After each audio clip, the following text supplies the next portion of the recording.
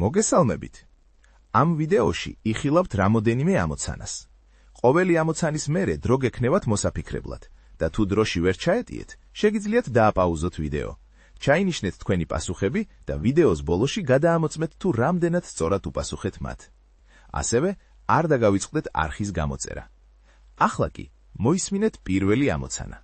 ლონდონში ივლისის თვეში მოხდა ძარცვა, დეტექტივმა ძარცვაში ეჭვმიტანილი 3 პირი დააკავა, რომლებიც დაკითხა. დაკითხვისას ჯონ თქვა, რომ მთელი ივლისი გაატარა ქალაქგარეთ ოჯახთან ერთად.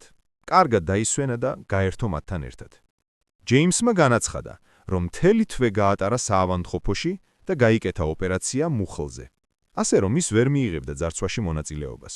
ტომასმა თქვა, რომ სამოგზაუროდ იყო არგენტინაში, კარგად დაისვენა და გაირუჯა.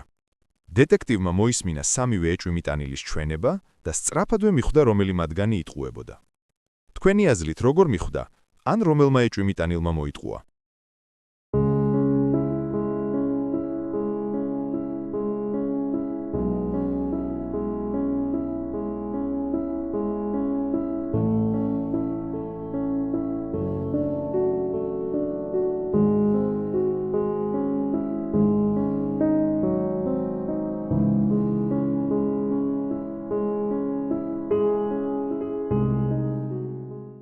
ქმარმა მოკლა საკუთარი ცოლი და უნდოდა გაეკეთებინა ისე, რომ ვერავის გაეგო მისი სიკვდილის შესახებ.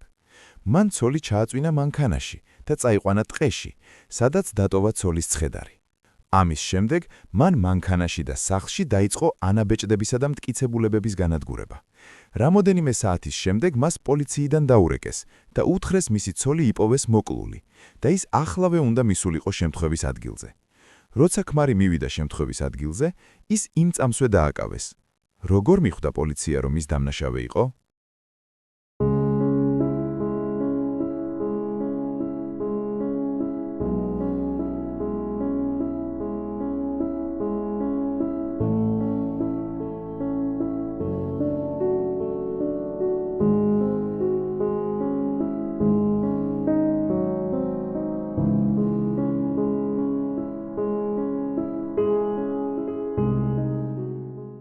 შესვენებაზე მასწავლებელი შევიდა საკლასო ოთახში, რომ აეღო გამოცდის ტესტები, მაგრამ ტესტები მაგიდაზე არ დახვდა. ეჭვმიტანილად დააკავეს 3 მოსწავლე, რომლებიც დასვენების დროს კლასში იმყოფებოდნენ. მასწავლებელმა დაკითხა 3-ვე მოსწავლე. ნინიმ თქვა, რომ ის ძალიან კარგად სწავლობს და არ ეშინია გამოცდების. გიორგიმ თქვა, რომ ის არაფერს შეხებია და ის განსაკუთრებულად ემზადებოდა გამოცდისთვის მთელი ღამე და უნდა რომ ჩააბაროს. დათომ თქვა, რომ არ ეშინოდა გამოცდების, რადგან ტესტები იოლია და არ არსებობს იმის საბაბი, რომ მან მოიპარა ის. დაკითხვის შემდეგ მასწავლებელი მაშინვე მიხვდა, თუ რომელმა ბავშვმა მოიპარა ტესტები. თქვენი აზრით, რომელი მოსწავლე ტყუოდა?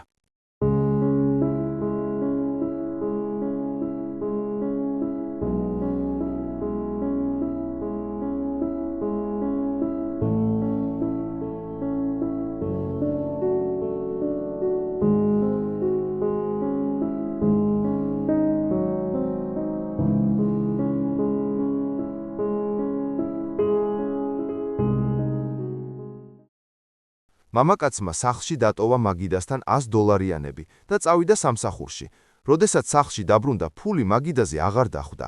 დაკითხა 3 ეჭვმიტანილი, მზარეული. მე ვნახე, ფული ავიღე და წიგნის ქვეშ ამოვდე, რომ არ დაკარგულიყო. დამლაგებელი ქალი. როდესაც ფული ვნახე, გადავწყვიტე წიგნში შემენახა. ავიღე იგი და პირველ და მეორე გვერდებს შორის შევინახე. მებაღე. შემთხვევით დავინახე ფული, წიგნიდან მოჩანდა. გამოვიღე და ის მეორე და მესამე გვერდებს შორის ჩავდე. მამაკაცმა გადაამოწმა 3-ვეს დასახელებული ადგილები, მაგრამ ვერსად მიაგნო ფულს. როგორ ფიქრობთ, ვინ ტყუის ამ 3 შორის და ვინ მოიპარა სინამდვილეში ფული?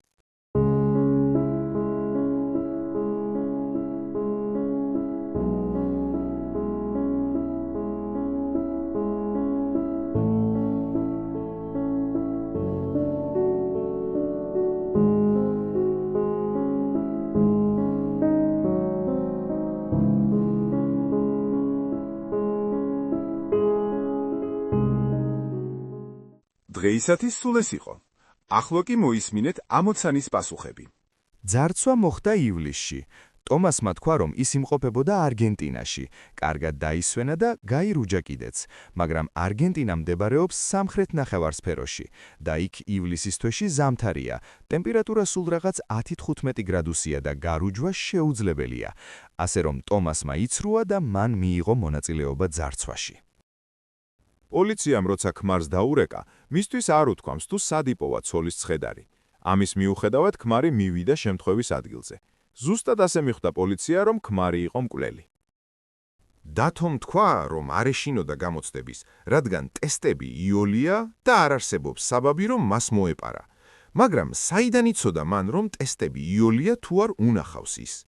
აქედან გამომდინარე, ტესტის მოპარვაში დამნაშავე სწორედ დათო არის. ფული მოიპარა მებაღემ, რადგან მან მოიტყუა. მებაღემ თქვა, ფული მეორე და მესამე გვერდს შორის ჩადო. სინამდვილეში კი წიგრზე პირველი ან მეორე გვერდია, ან მესამე და მეოთხე, სადაც შეძლებდა ფული რომ ჩაედო.